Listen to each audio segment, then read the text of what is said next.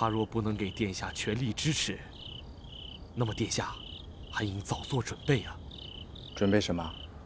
转向楚国，寻求帮助。不！为什么？没有为什么。孟将军，这件事情暂且先不必在意了。那就请殿下早点休息吧。哎，等等，你坐。大王认为臣的这个谋划不妥吗？不妥。大王，你的谋划早在寡人的心里，寡人也许想的比你想的更缜密，不过眼下不妥。可难道大王不相信？寡人相信可以在1天之内夺回兵权。可现在事情远还没到这份上。大王，今天他在公子江松的面前使大王颜面扫地，正可谓是可忍孰不可忍？难道还没有到这份上？成大事者，必须忍人所不能忍。臣不懂大王的心思。你应该懂。其一，伍子胥是先王托孤的重臣，说他谋逆难服人心；其二，伍子胥握有重兵，他要取而代之，做吴国之主，易如反掌。他没有。其三，虽然他事事与寡人相左，可是，在列国眼中，他是敢于谏言的砥柱忠良。倘若寡人杀了他，只会落个不辨忠奸的恶名。大王说的有理。可是上下尊卑，不容僭越。如若姑息了他，大王还怎么驾驭群臣？况且兵权是他。如果公子江聪认为大王不能够掌控三军，那他怎么可能下定决心与我吴国结盟，去夺取王位呢？北上称霸，大王之志。倘若因此而受阻，大王，您可要三思啊！寡人想做的事，无人可以阻挡。寡人是大王，对那些蝇营狗苟的权谋不屑一顾。可这……寡人就不信，不用阴谋，就想不出完全之策。你实话跟我讲，你和那位西施姑娘，并非只是师兄师妹的情谊吧？殿下怎么想起问这个？这个问不得吗？不，她曾经是我最心爱的女人。既然如此，你为什么当年远赴他乡，任凭自己心爱的女人落在夫差的手里呢？孟琪自知配不上这样的神女，不过，我当初投奔殿下的时候，也是为了能有一个好的前程啊。如果有一天真的能够封侯拜相，我想我会把她接回到我的身边来。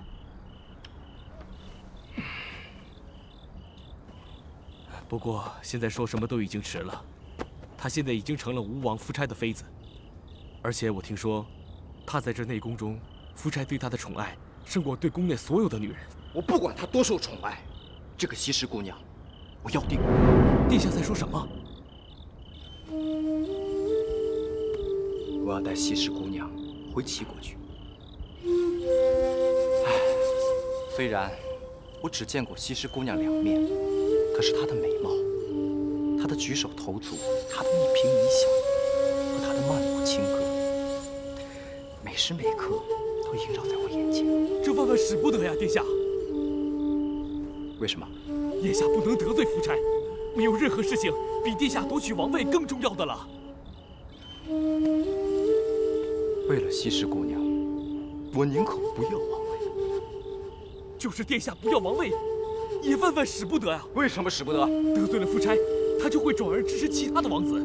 到那个时候，殿下得不到王位，那只有一死啊！就算是一死，我也绝不会罢手的。殿下的所思所想，我都明白。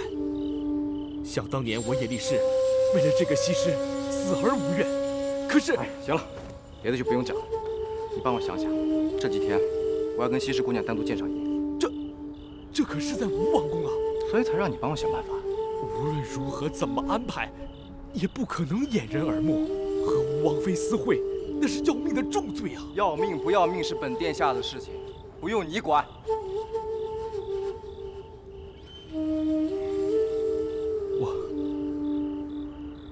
我不能。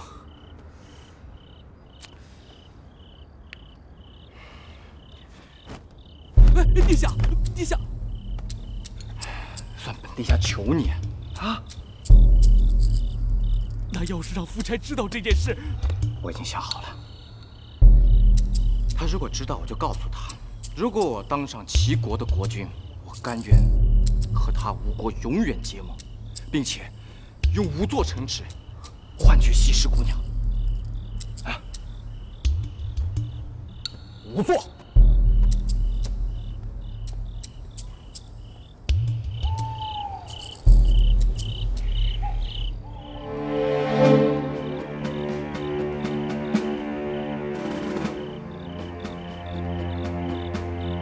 将军，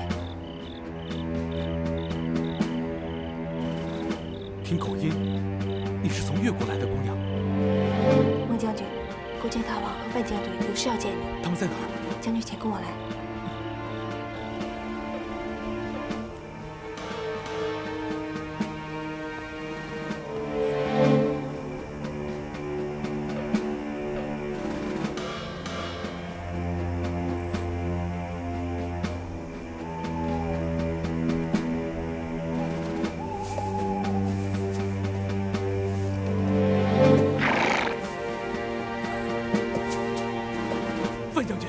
刚才在大殿上讲话不便，是大王有话对你讲。大王在哪儿？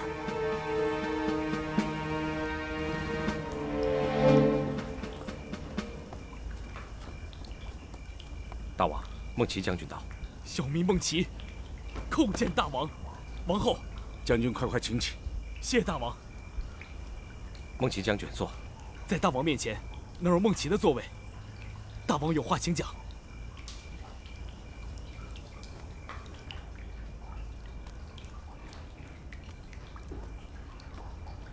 孟将军如此之礼，寡人惭愧了。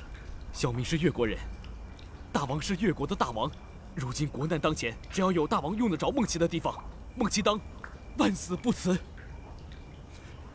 大王快快请起，寡人有事相托。这里的情形，将军都看到了。寡人之所以能够忍所不能忍，就是为了越国能有雪耻复国的一天。可这一天越发遥遥无期了。大王为什么要这样讲？复国之望，一在越国图强，二在吴国衰败。可一旦夫差扶植公子江聪登上王位，国力必会大增，这会成为我越国复兴的最大障碍。所以寡人要想尽一切办法，使吴齐联盟化为泡影。大王要小民做些什么？寡人要借西施之手，除掉齐国公子江聪。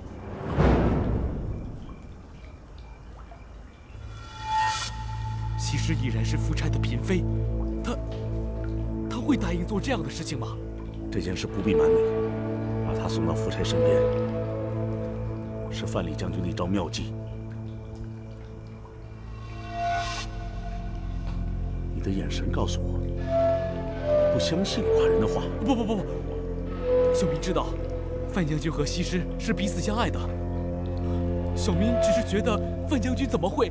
范蠡将军如此割舍，是为了越国，这样的大忠大义，让寡人感激涕零，无以言表。除掉齐国公子江聪的事非同小可，如稍有不慎，就会断送西施的性命啊！不错，只不过事到如今，我们都是命悬一线的人，在战前顾后，越国只有万劫不复。只要谋划成功，来日返回越国，寡人会给将军挂印封侯，做我大越的武功之臣。事不宜迟，就叫孟将军连夜去见西施姑娘，让她不要迟疑，立即行事。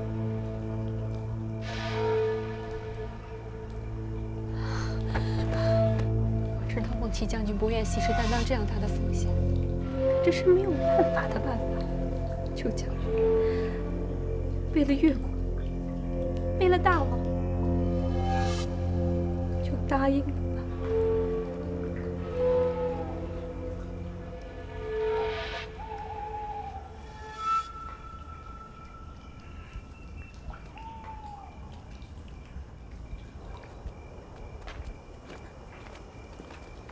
两位将军，两位将军，快随我去换件衣服。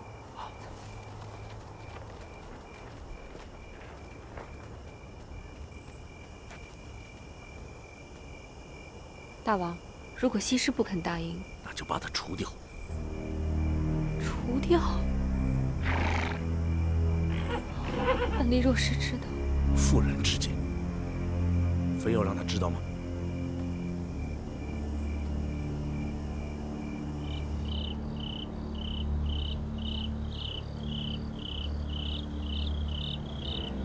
范将军，我知道西施深爱着你，难道真的是你把她送给夫差的？你怎么能这样对待她呀？你都看见了，越国的大王和王后都沦为罪奴，为人家刷马洗草。身为臣子，还能顾及自己的儿女情长吗？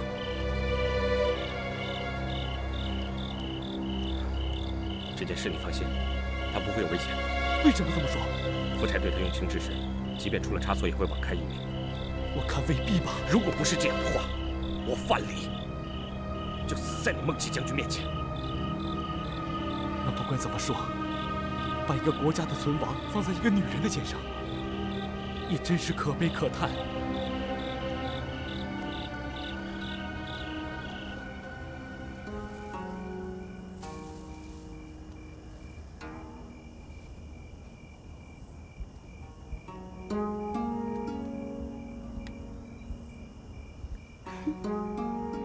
傻妹妹，你在笑什么？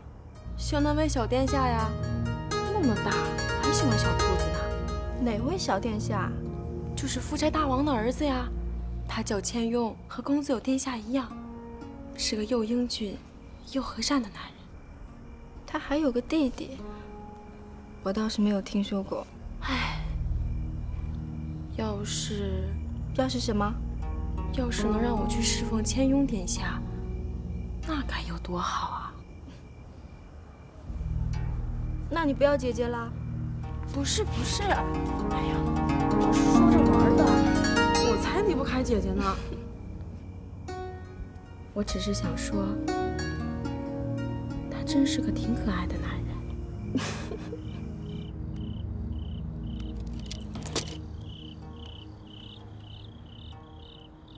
哎，小东西，小东西，你饿了？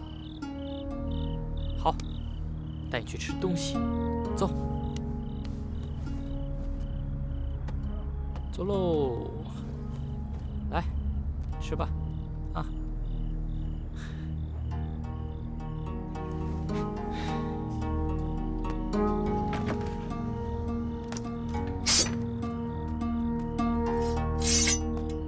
哎，母亲，这么晚了，我见你这里还亮着灯。母亲先去睡吧，还是这里还有事没有做。这时候拿剑做什么？现在到处都是王后的眼线，还是白天只能玩耍，夜晚再不习练，这剑术恐怕就要荒废了。去吧，小心点。那我先去了。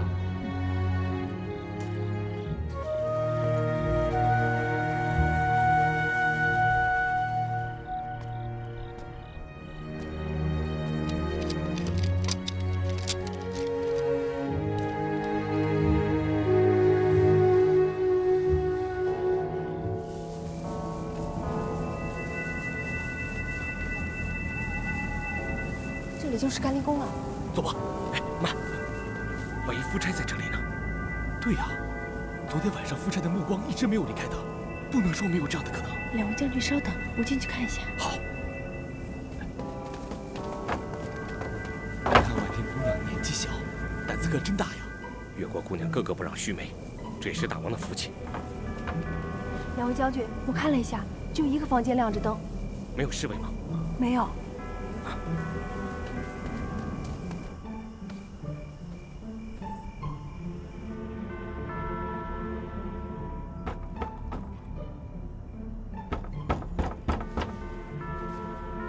姐，夜深了，怎么还会有人来呢？你别怕，我去看看。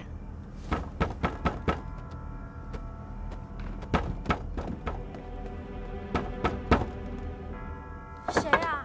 我是婉婷。婉婷，快把门打开。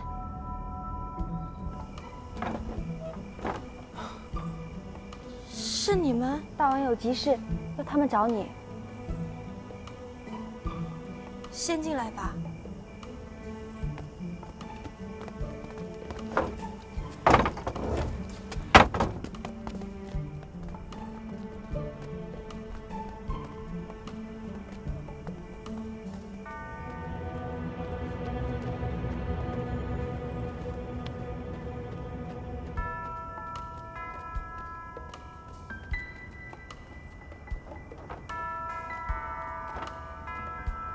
师妹，你就住在这个地方？一个亡国罪奴，还能住在什么地方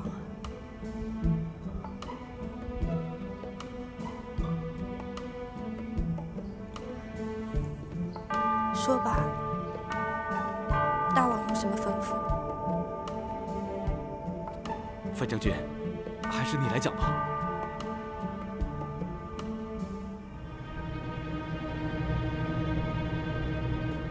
大王他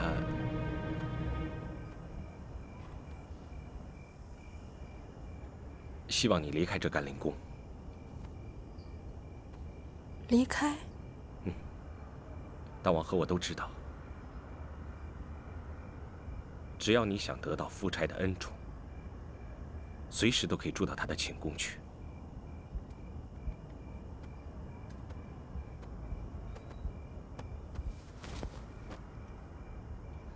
不是我范蠡要你这样做，让你这样做的是越国，是大王，是越国的百姓。这样的话，我听太多了。还有呢？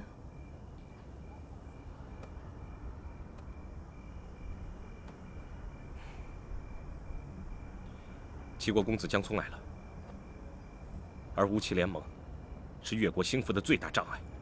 大王想让你和孟齐将军一起想办法阻止他们。你想要我怎么做？这件事，孟齐将军也在两难之中。大王的意思是，让我们想办法除掉公子江聪。为了除掉他，也只有让你接近他。好在江聪对你极有好感，三番五次恳求我，想要和你见上一面。我没有想到，连孟齐大哥，你也让我以色示人。江聪求我没有答应。只不过，你我都是越国人，面对大王，我也没有办法了。他许诺了你什么？西施，这不是他的错，范将军要说什么？我知道，孟齐大哥是越国人，这么做情有可原。就算不是越国人，为了成就自己的声名伟业，不也有情可原吗？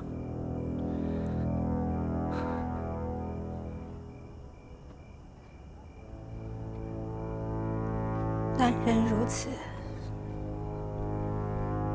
女人何堪呢？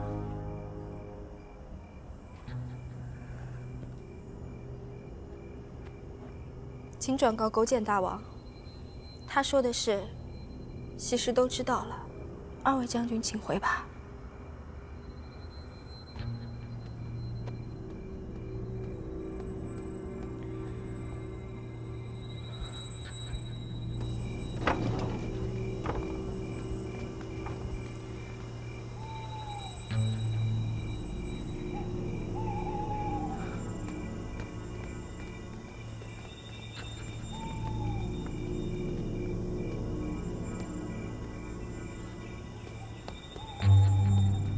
师妹，师兄不用再说什么了。我要说，我不会再帮大王，也不会再帮江聪，大不了浪迹天涯，永不归乡就是了。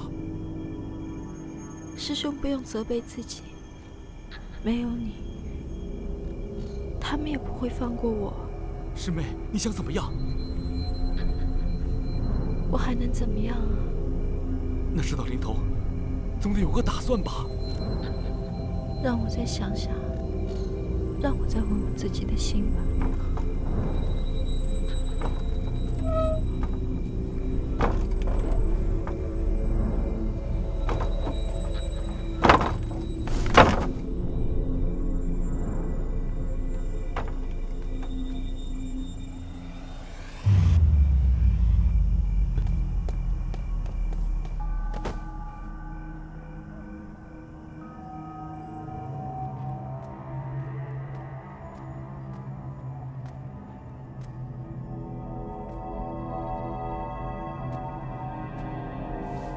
姐姐，他们来干什么？听郑旦说，你和那个范将军……快睡吧。不，你今天晚上的样子让我害怕。姐姐，你快告诉我，他们到底怎么了？说了你也不会懂的。我懂，我都懂。那是不是因为我还没有爱过呀？哎呀，你跟我说，你跟我说嘛！我的心乱得像一团麻，有太多的事想不通。我和范将军两情相悦，可是他弃我而去。我对大王尊崇有加，可是他不惜把我推上死路。我和郑旦情同姐妹啊，可是他已经变了，变成一个只懂得追求利欲的女人。现在就连我从小最敬重的师哥也……俗话说，世事多变，看来这世上不变的事、不变的人、不变的心，其实是没有的。可是我觉得，有一个男人对你是真心实意，一直不变的。谁？这吴国的夫差大王。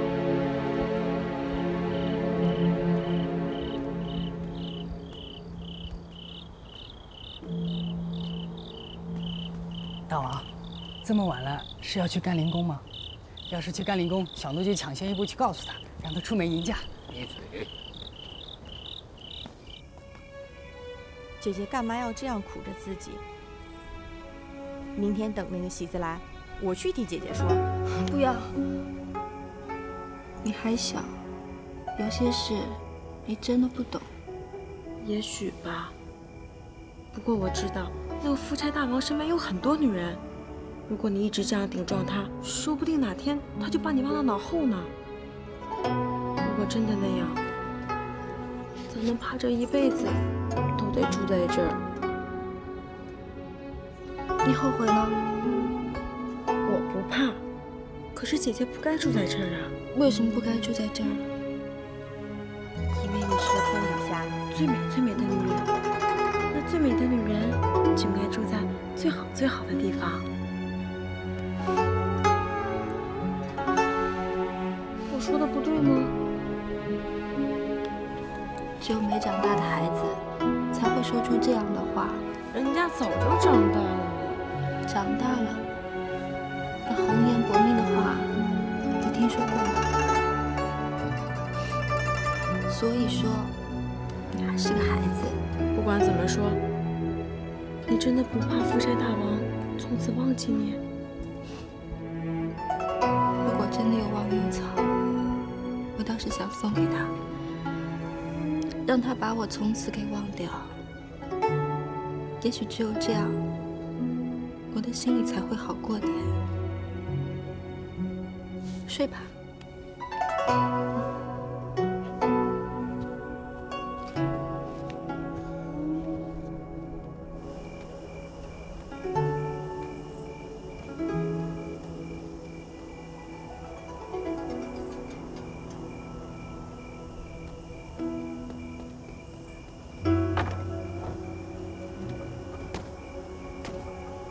大王，天黑小心啊！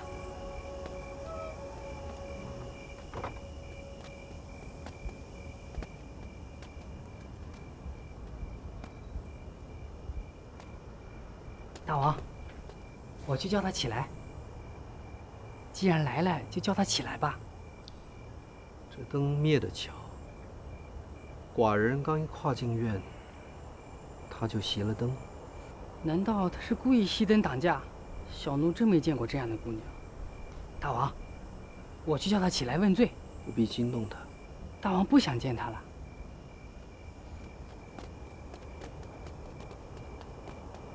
回来。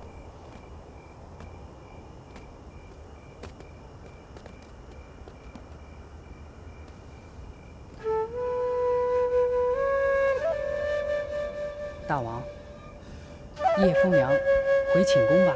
不要再啰嗦，寡人想一个人在这儿静一静。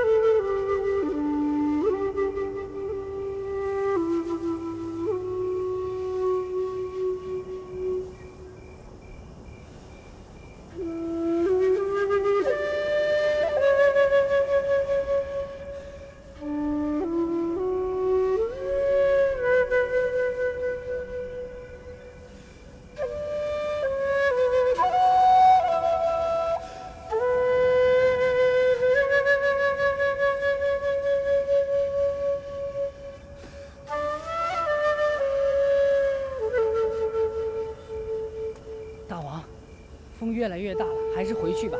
寡人这段日子心浮气躁，今晚我想一个人在这儿好好想一想。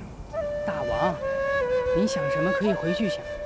您要是不想回寝宫了，可以去的地方太多了，王后和夫人们都盼着您呢。退下。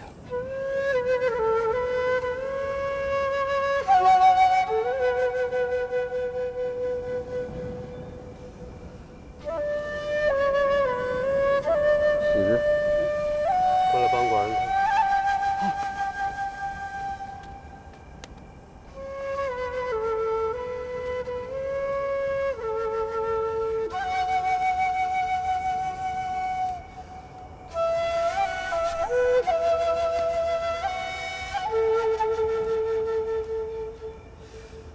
是你，大王，怎么这么晚还坐在这儿啊？大王来了好久了，刚一进院门你就熄了灯。那是碰巧了，我要是知道大王来了，一定会出来迎接的。这是你的真心话。大王是主人，整个吴王宫不管到哪儿，都会有迎接的人。大王怎么还不回寝宫啊？那是个让寡人伤心的地方。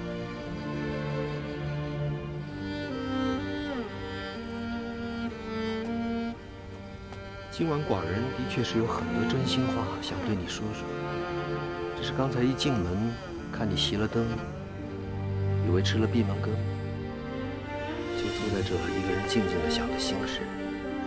后宫中这么多女人，都不能让大王满意啊！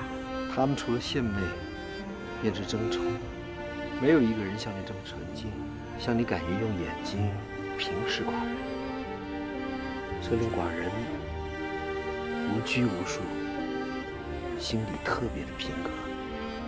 大王做了这么久，想到了什么？自然是想到了你。想到我？你听着，从现在这刻起，寡人给你自由，可以不必做寡人的妃子，更可以不必做这宫中的奴婢。只要你认定下来，这甘宁宫，你就是主人。不管是寡人或者其他任何人，没有主人的邀请，谁也不能跨进这宫门一步。大王，为什么要这样厚待西施？我不过是从越国来的一个罪奴，本来就该一切遵从大王。我们两人之间没有遵从这两个字，寡人要的快乐是夫唱妇随的快乐。我不想对你有任何的勉强。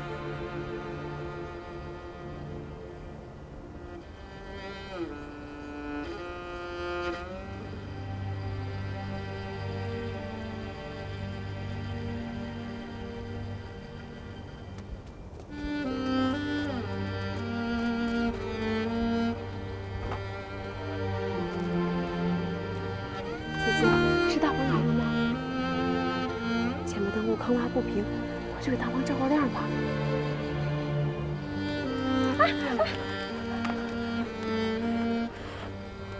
怎么了？大王，有刀探我西施姐姐的手。寡人看伤到哪了？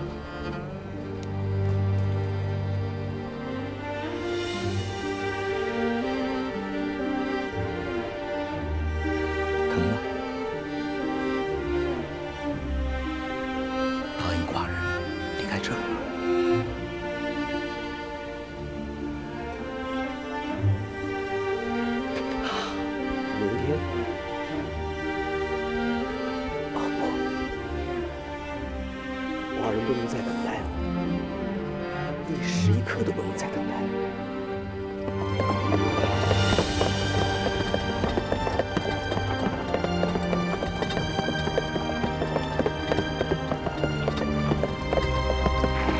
下班，快点！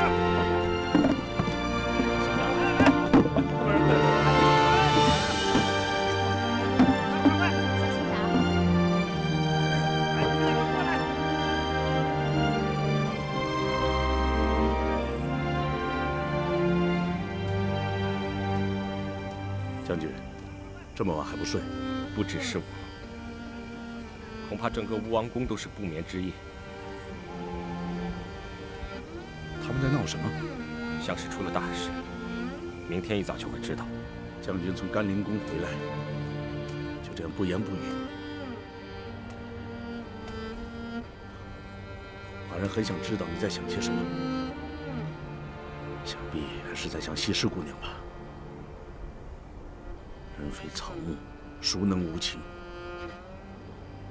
不过寡人还是劝你想开一些，只等越国兴复之后，只要将军看中哪个姑娘，我已经想开了。我想不开的是，再这样下去，也许越国会有兴复的一天，而我范蠡呢，我却一天比一天讨厌自己啊！这是为什么？因为我不明白，自己怎么会变成了一个 卑鄙无情的小人，寡人倒以为你是大情大义。谁？大王，是我。婉婷，我刚得知消息，两位将军刚刚从甘宁宫出来，夫差就到了那儿了。他把西施怎么样？他已然下令接西施，连夜迁居广华宫。这个消息确实吗？大王，听，前往广安宫的车马和工人们 都在宫门前聚集了。广华宫原本是为魏姬夫人建的，竟把西施移居那里，这不是说咱们的西施已然成了夫差真正的宠妃了？大王说的是，这是我越国之喜，这是寡人盼望的头等大事。好了，好了，这种好计 总算破题了，将军。恭喜大王！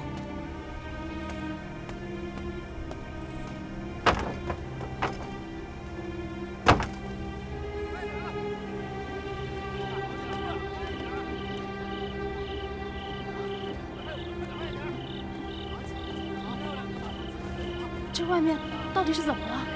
冬梅已经出去打探了，兴许一会儿就回来。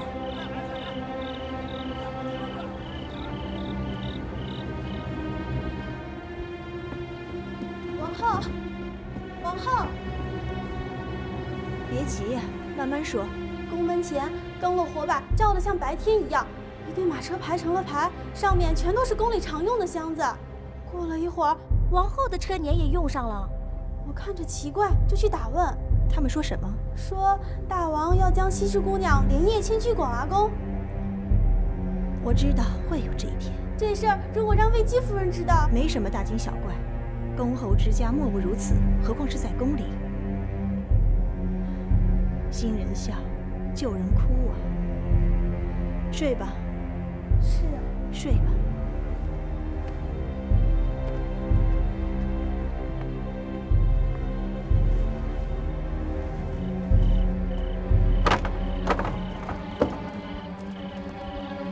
想干什么？你听见了吗？雨的好姐妹西施正在移居广华宫里，所以夫人也要给你一个住处。夫人要我住在哪儿？你们放开我！放开我！我要见夫人！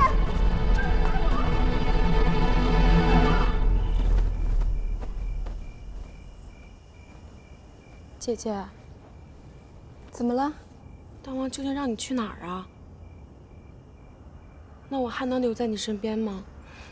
当然能，我答应过你啊，不管到哪儿，我们都不分开。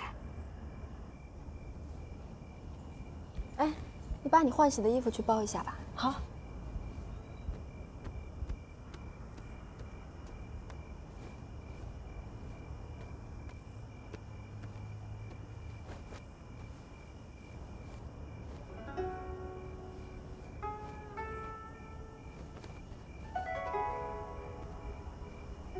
你怎么不高兴？是不是这个时候又想起范将军啊？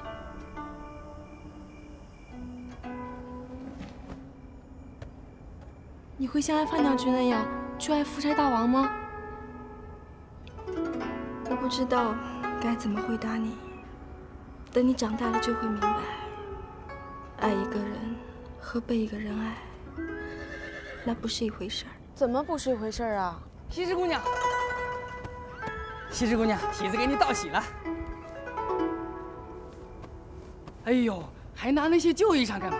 快请快请，车马在宫门外候着呢。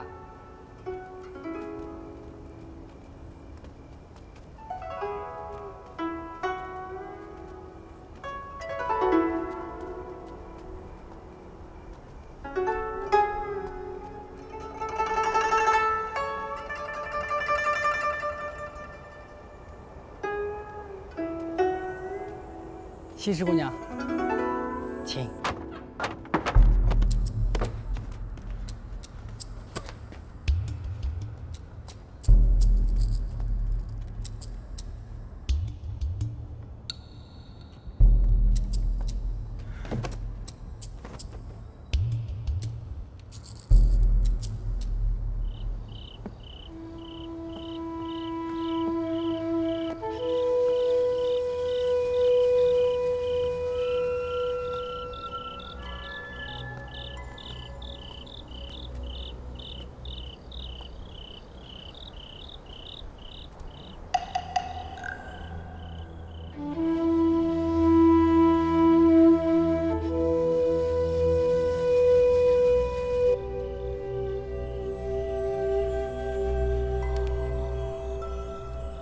你可让寡人等候多时了。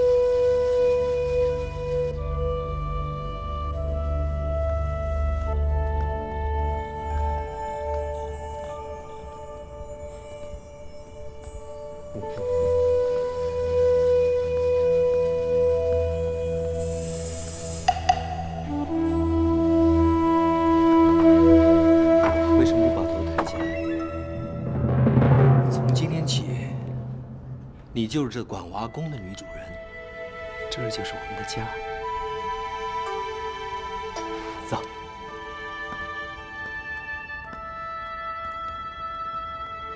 喜欢这儿吗？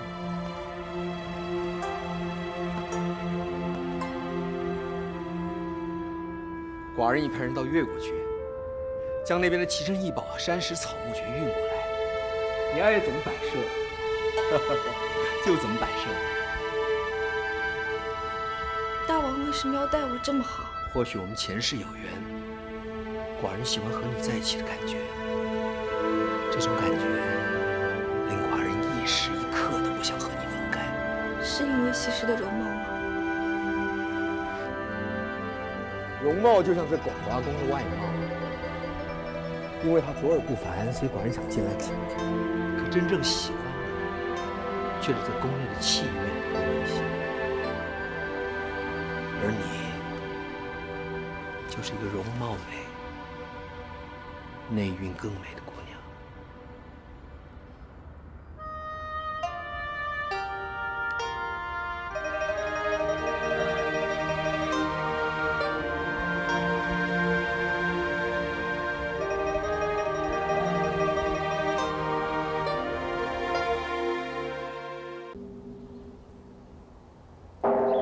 什么时辰了，怎么还不见大王的影子？八成今天的陈议又免了。太子大人，散了吧。大王刚纳了新妃，总要松散几日，啊，散就散了吧。啊，好，走吧，走吧，散了，好吧。快点，走，走。要是今天呢，这次记得太是。站住！每日陈议是先王定下的规矩，谁也不许离开。吴相国，今日非同往日，大王新婚燕尔，要歇息几日，这情有可原的。去吧，去吧，去吧，啊，去吧。走吧，谁敢走？走。吴相国，你也太小题大做了。有一回就有百回，因贪恋女色而丧国者，前朝数不胜数。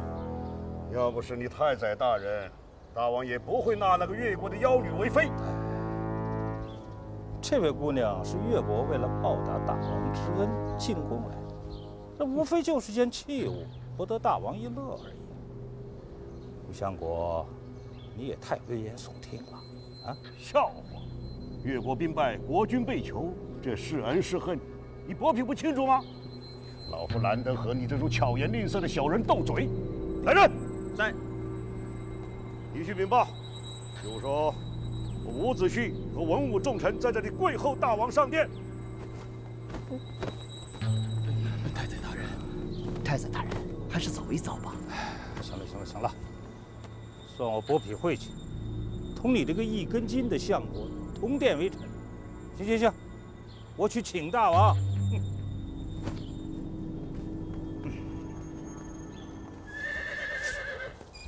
大王，婉婷，大王，昨天夜里夫差和西施一起住进了管娃宫，到现在也没有回来。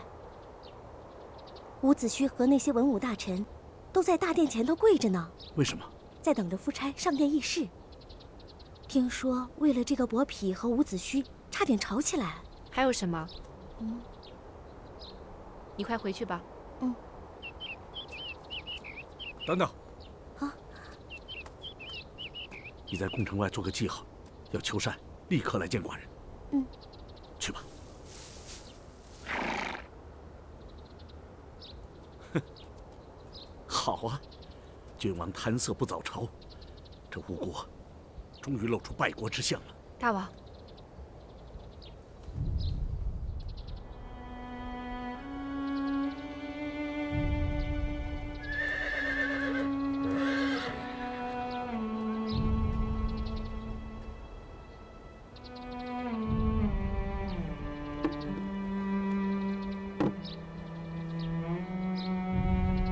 寡人也是男人，你的所思所想，尽在寡人心中。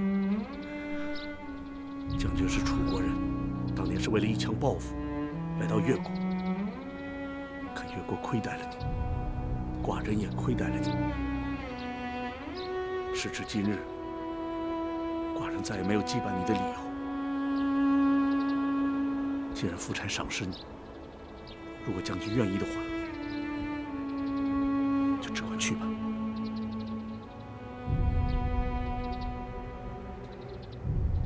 既至今日，何必当初？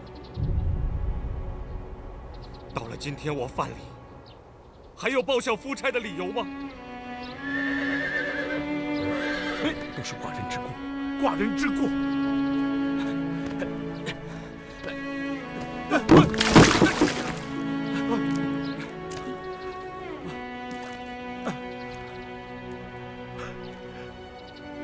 好一位勇冠三军的将军，好一位天赐神手的大王。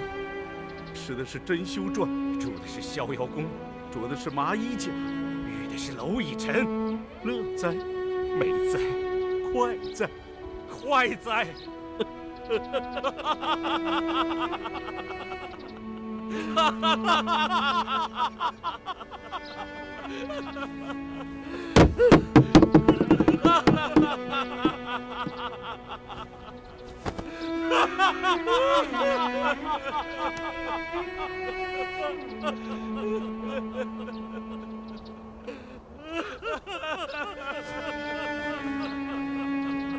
勾践犯礼，收拾东西，准备搬家。什么时辰了？回大王40了。40，这么晚了。大王睡得香，奴婢们没敢来叫醒大王。快，让我来吧。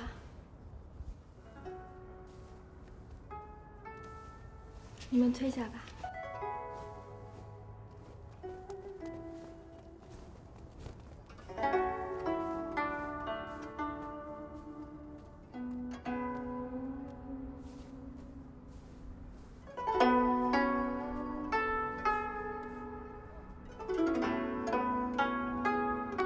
寡人是不是还在梦里？仿佛这一觉醒来，你就会消失得无影无踪。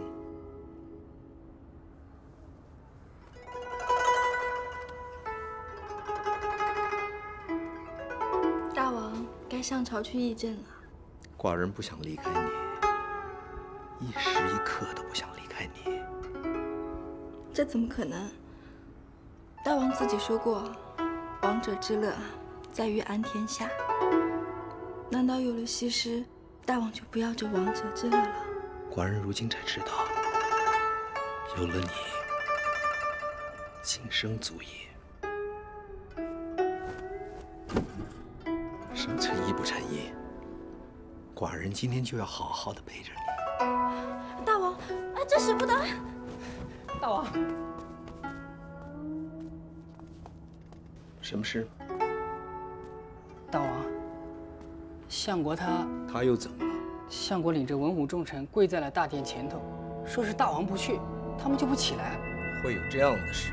前面的宫人还禀报说，太宰和相国因为这件事情吵了起来，相国的话讲得十分难听。他说什么？他说小奴学不出来。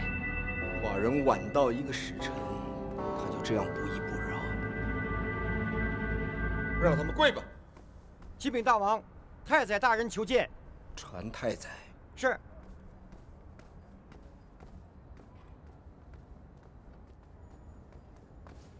参见大王。参见西施夫人。告诉寡人，伍子胥说了什么？他说的话，大王不听也罢了。说。是。这百姓新婚燕尔，都要欢乐节日。大王刚纳新妃，要歇息歇息也不为过呀。臣本来已经让众臣散去了，可是武相国，他说每日晨议是先王立下的规矩，谁都不准离开。臣就说他小题大做呀，无非就是一次晨议嘛。可他说了，有一次就有100次。因贪恋女色而丧国者，前朝是数不胜数。而且他说，大王纳的是一个什么？是一个越国的妖女。一派胡言！他说的是啊，可他一口咬定，大王娶西施夫人为妃，是越国的阴谋，是勾践设下的圈套。更是一派胡言！王后是齐国人，魏姬是魏国人，难道寡人纳他们为后为妃，就是中了齐国和魏国的圈套？大王说的对呀，这无非是相国以此来蛊惑群臣而已。他就是存心在刁难寡人。难道寡人一天不去，他们便会跪上一天不成？群臣当然不会故意和大王作对呀，可是他们当中的多数都惧怕伍子胥的权势。只要他坚持跪下去，恐怕没有几个人敢离开。好，你回去告诉他们，寡人今天就是要和越国妖女在一起。他们想跪到什么时候，细听其变。是。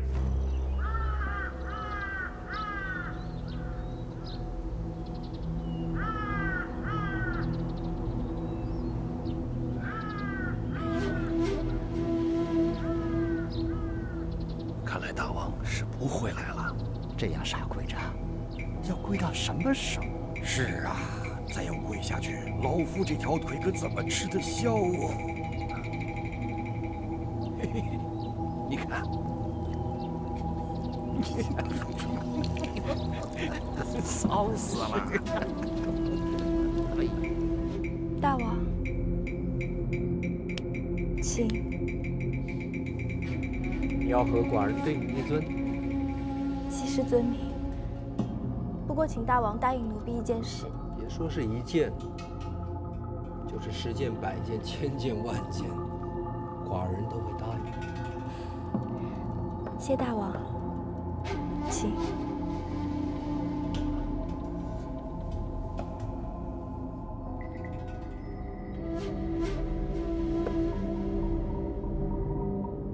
大王已经喝了这樽酒，就请快快去上朝议政吧。这就是你的所起？大王是一国之君，就当以国事为重。若是这样和相国僵持下去，他就会说……会说什么？会说是我使大王米酒炼花，贻误朝政的。寡人根本就不在乎他会说什么。可西施在意。很多事情你都不明白。伍子胥他是个楚国人，他的父亲和兄长都死在楚平王之手，他才逃到了我吴国。后来先王助他报仇，发兵攻陷了楚国都城。可当时楚平王已死，他竟掘开王坟，鞭尸300。鞭尸？只有心地歹毒的人才会这么做。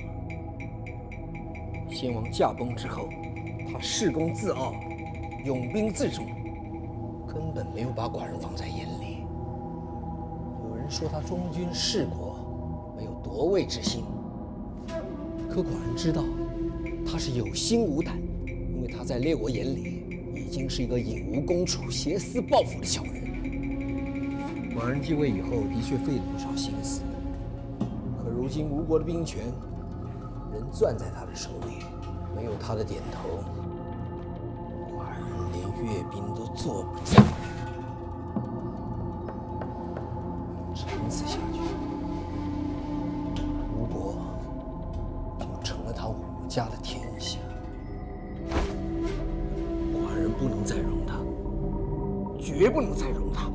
奴婢不知道大王有这么多的苦衷啊。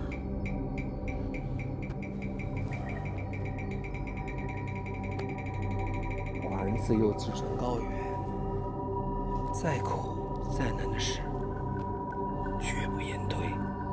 早晚有一天，平定中原，领霸诸侯。你相信吗？可是寡人倒想知道，在你心里，寡人是个什么样的人？仇人。仇人？若是没有吴越之仇、吴越之战，奴婢又怎么会到大王的身边呢？这倒是。不过，这个仇字已经在奴婢的心里渐渐模糊了。那替代这个仇字的是什么？大王希望是什么？寡人想听你回答。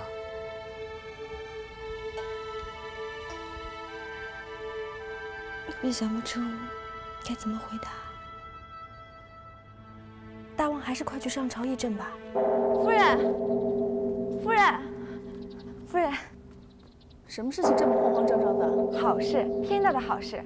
今天一大早，大王没有上殿议事，相国趁机率领文武百官一起跪在殿前，一是等候大王，二是要大王惩治那个越国的妖女。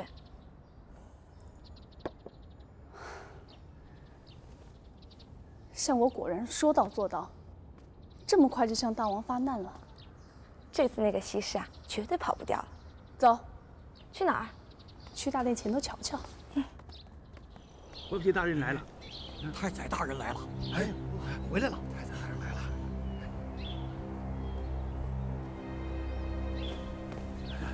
太宰大人，太宰大人，啊，太宰大人，您可回来了。大王究竟怎么说呀？大王有谕，今天的陈夜免了，免了。因由呢？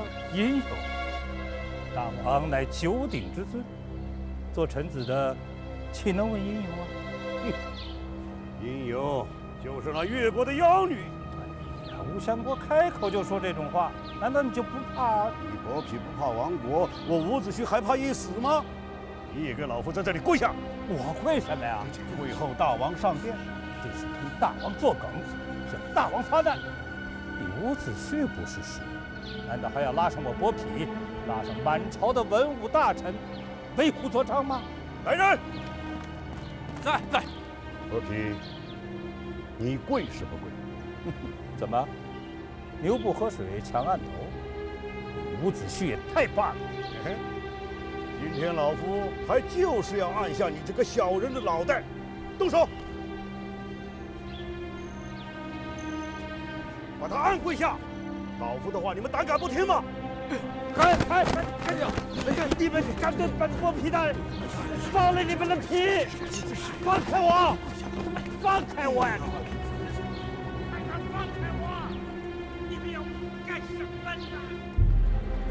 夫人，您看，是李飞沙。大王，是大王。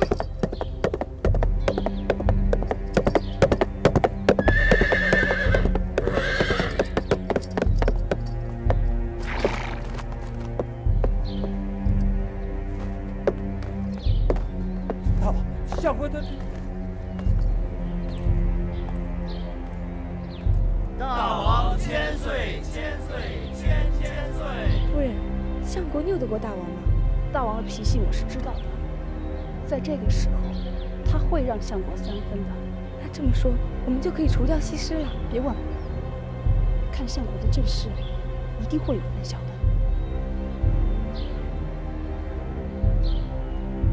夫差，你忘了你父王的血海深仇了吗？儿臣不敢忘。忘了，大王全忘了。寡人诚意来迟，有违先王教导，请相国责罚。先王的教导是让大王不要忘了罪孽之仇，可大王不但留下了贼酋勾践的性命，还把他供来迷惑大王的妖女纳为心妃。寡人不希望相国过问寡人的家事。大王之家只有国事。往今日有多少君王就因为了祸国的妖女断送了江山？西施断不可留。国之兴亡岂能在一个女子身上？寡人心里自有定数。这事相国不必再说。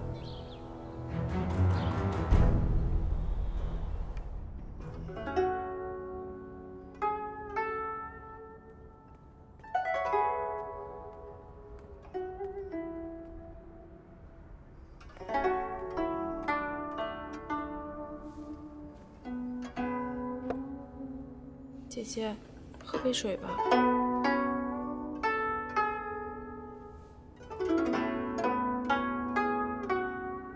姐姐，你怎么了？我们走。去哪儿啊，姐姐？西施姑娘，去不得，去不得！怎么去不得？大王临走前百般叮咛，不让你离开广王。我知道我给大王添了麻烦，我必须去见他。大王要怪就怪我，你闪开，闪开！寡人执迷不悟吗？国之兴亡在寡人身上，与女人无关。只要寡人在，谁都不能伤害她。大王不让他死，他会让我吴国死。老臣甘愿舍去自己的一条性命，也要为大王、为吴国除掉这个妖孽。来人！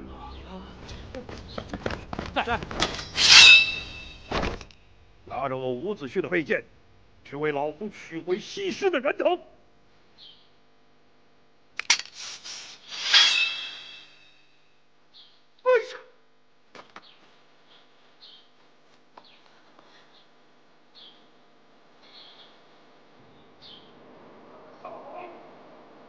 被逼着了，亲自动手了，有违抗我，杀！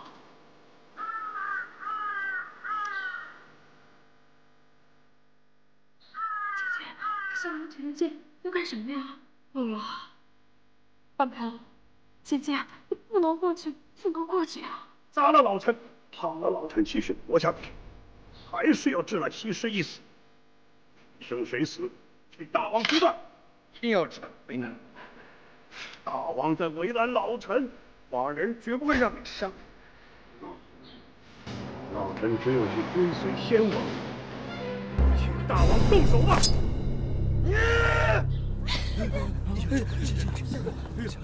大王，既然相国一定要奴婢死，奴婢临死就是了。大王，小奴实在阻挡不住西施姑娘。西施，任凭相国处置。你要老臣怎么处置你？无非一死而已，只是请相国不要再为难大王。果然不是一般的女子，老臣没有错看你，那就请你自行了断吧。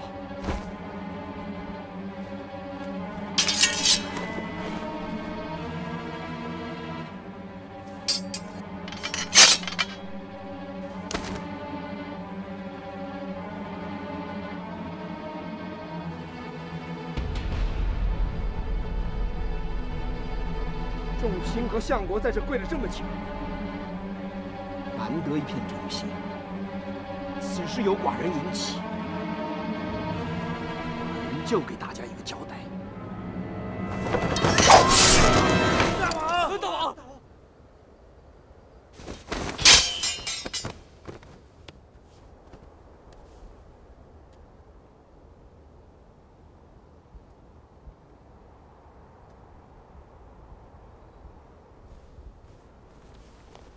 大王，退下！伍子胥，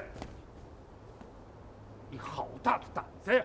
想当初你如丧家犬一般的来到我吴国，我吴王为你血洗家仇，许你高官俸禄。可如今，居功自傲，昏悖狂妄，独握军权，欺下抗上，你竟敢如此对待大王！你！先王啊，先王！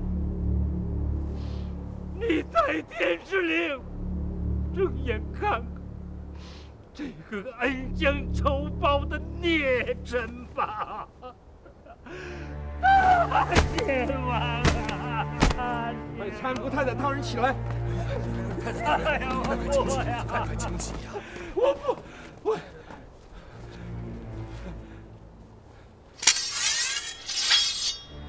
喜子，小奴在。护驾西施姑娘回馆王宫，有敢阻拦者，杀无赦。是。西施姑娘，回去吧。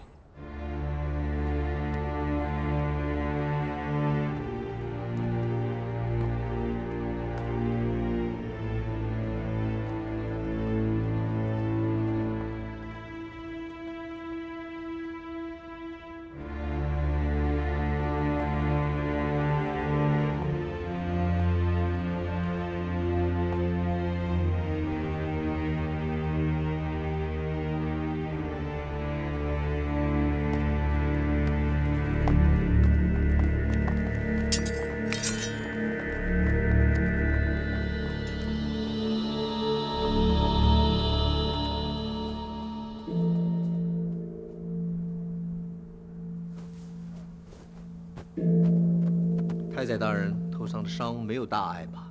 谢大王，没什么大碍。臣只是想，该让伍子胥武相国对他的所作所为有些说法了。你这个奸诈的小人，老夫有什么所作所为了？说你军权独揽，说过了吗？齐国公子来吴，大王乃一国之尊，竟无权教育军队，这还不是你军权独揽，从中作梗吗？太宰大人说的也对。哪有大王不能调兵校阅的道理呢？这件事必定会在列国之间传扬开。是啊，一旦传扬开，不但大王没有颜面，我吴国这样不分上下尊卑，也算是没有颜面了。是。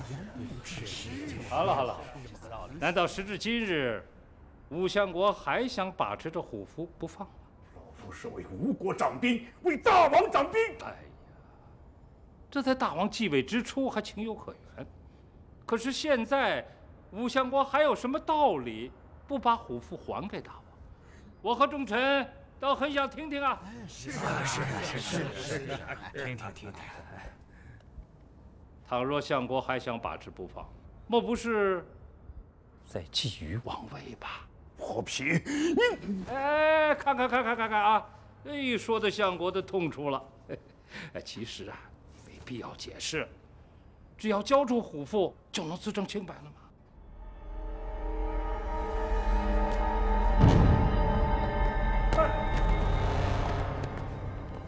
大王，这虎符乃先王所赐。大王继位时，老臣也曾再三推让，没想到今日反倒成了那些小人的画饼。大王若想收，尽可收回去。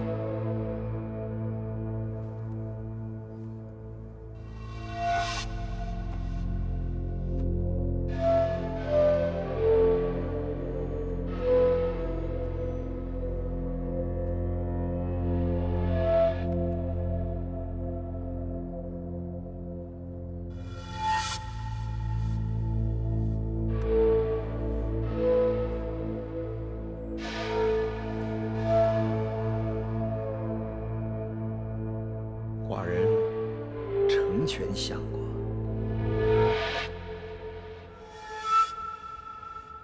姐姐，我去取点治刀伤的药去。不用取了，我带来了。震旦，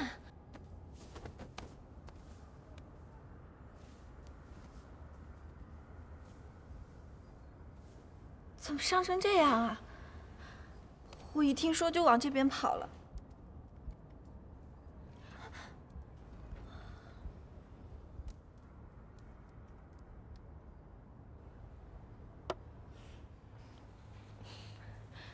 你先去歇着吧，让我们两个说说话。我听他们说你受伤是为了大王，都是因为我。大王也受伤了，因为你。先不说我的事了，你最近过得怎么样啊？是在魏姬夫人那边过得不快活吗？ 究竟是怎么了？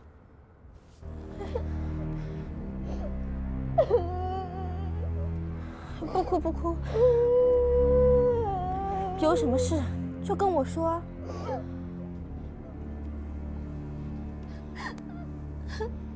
我真后悔当初不该去投靠他的。这个危机就是一只刁钻歹毒的母狼。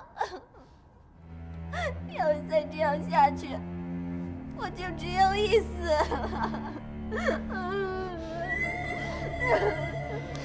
自从大王把你接进这广娃宫，这个恶毒的女人就把我变成了粗使的丫头。她还让冬梅百般的刁难我。她说，只要你在这广娃宫住一天，她就折磨我一天。 只要大王宠爱你，他就让我像猪羔一样活着。为什么要这样做？这还不是明摆着吗？他妒你恨你，就把怒气全都发在我身上了。是因为我。真的？你说我怎么样才能帮你啊？你真的愿意帮我？我们早就发过誓。 这一辈子都不离不弃。如果能帮你，我马上就答应你。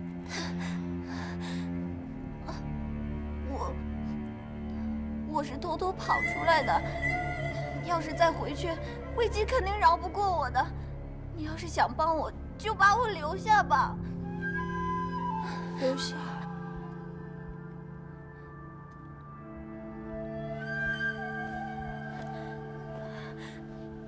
要是不留下我，我就真的只有一死了。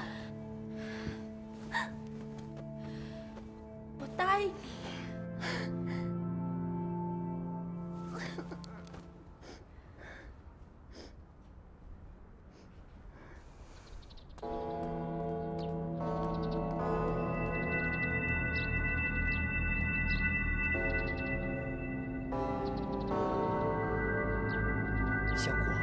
再不该把虎符交给他。是啊，交了虎符就如同大鹏折翅啊！相国执意不交，夫差大王也无计可施。虎符无非就是个印记，带兵重在人心。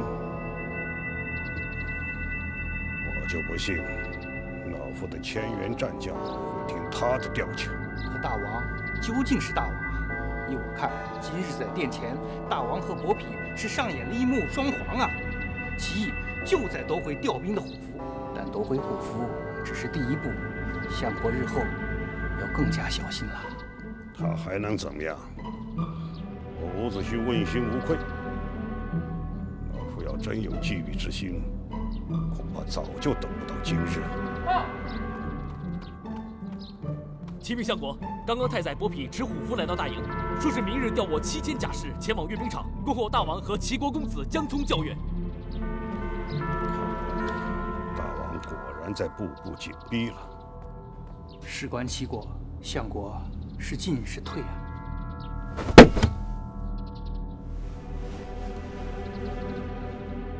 老夫至死不负先王，这件事绝不退让。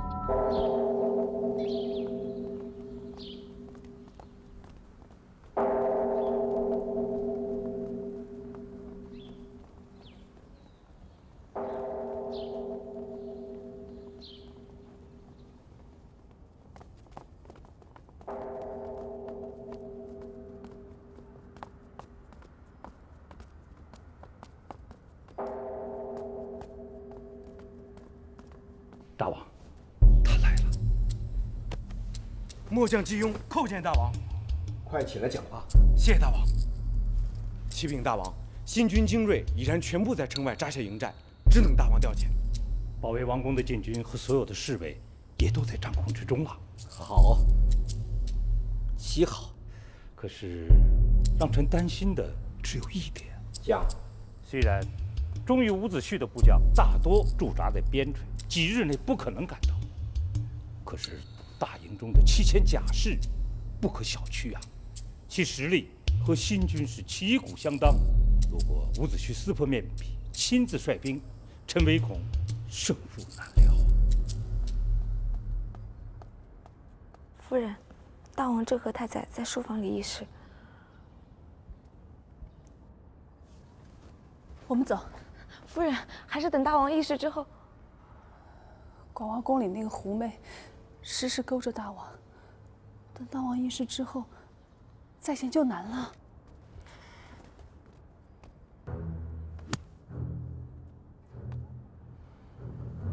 季雍，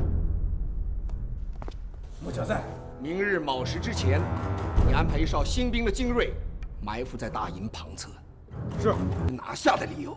那他们拼死反抗呢？寡人会发出号令，由季雍率领一队新兵精锐直捣中军大帐。鸟无头不飞，兵无帅不行。只要将那些军将掌握在手，便大局。不过，万一伍子胥赶回来，他必定以死相拼呢。大王可有深陷利欲之忧？诸事有万全。为了吴国江山，大人只有拼死一搏。魏姬夫人来了。她来干什么？来求见大王。寡人在干什么？难道你不明白？叫她回去。哦，是。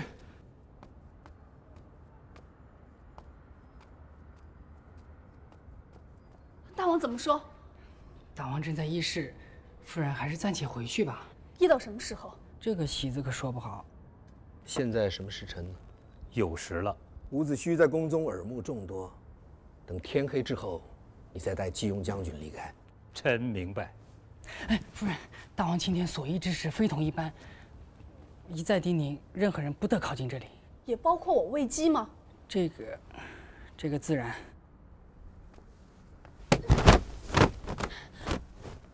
我看你们谁敢拦我！夫人，你大王，喜字，寡人吩咐，任何人不得擅进。你，大王恕罪，小奴实在拦不住魏姬夫人。不关喜子的事儿，是魏姬想见大王。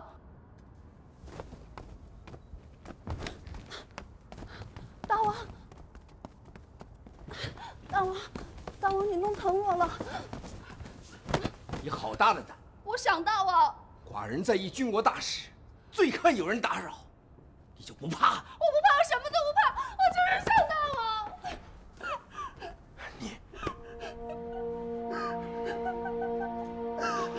好了，不哭了。寡人这一次不责怪。等忙完事情，我会去你的寝宫。怎么，寡人的许诺你不信？不信。不信？大王给过魏姬那么多许诺，可是现在，寡人许诺了什么？大王许诺要独宠魏姬，可是现在大王有更宠爱的女人。大王许诺要日日和魏姬相伴，可是我现在连大王的影子都看不到。大王许诺要为魏姬建造广娃宫，可是现在那位女主人根本就不是我。不要再说了，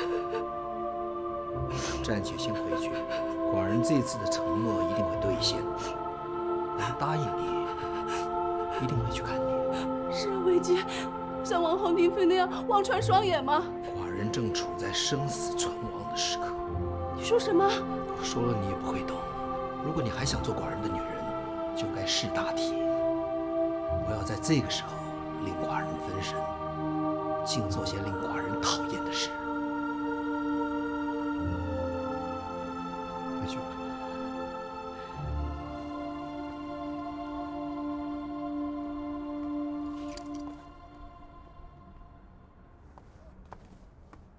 天黑了，你们现在可以出宫了。